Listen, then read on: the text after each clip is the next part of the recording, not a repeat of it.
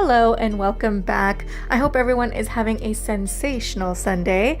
Today's video is going to be a quickie. That's right, no chit chat, no talk through. I'm going to just focus on the eyes using the much buzzed about Maybelline Lemonade Craze Palette. I'll be doing a mini review at the end and announce the Kylie Jenner Take Me on Vacation giveaway winner.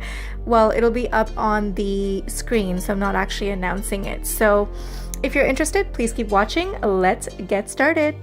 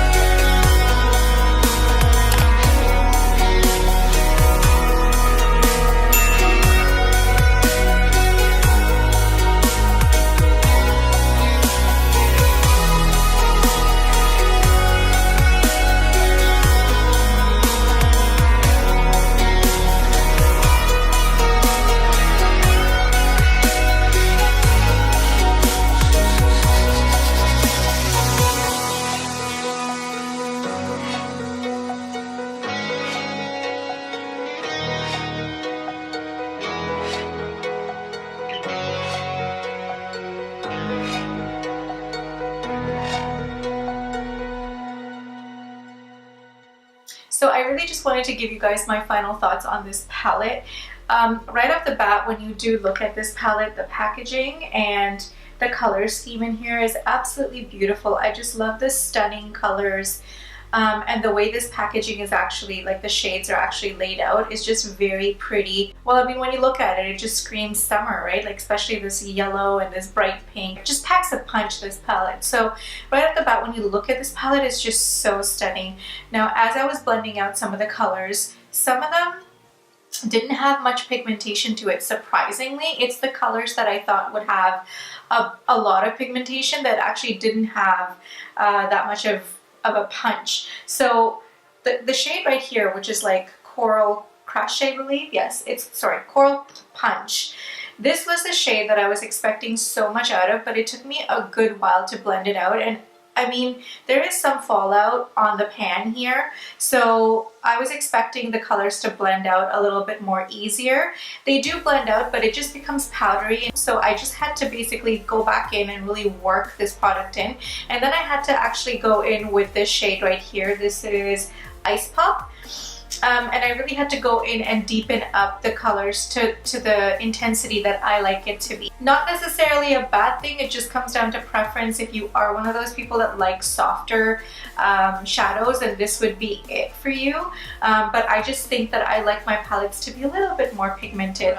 The shimmers in here are actually really good. Sugar coated down here is what I used on my lids, and when I swatched it on my hand with my fingers, it was pigmented, but when I was trying to do that on my eyelid with my fingers, it didn't come off as creamy or as velvety as some of the metallic shadows that we've used in the past. However, with a flat brush, this went on beautifully. And I didn't have to add any setting spray or anything. So all in all, this palette surprised me with the shades because, you know, it was just the opposite of what I thought it was going to be. This is a great drugstore affordable version of a palette if you're looking for something colorful, and if you are again like that person that actually likes things on the lighter tone and likes to gradually build up the intensity, this would be a great palette for you.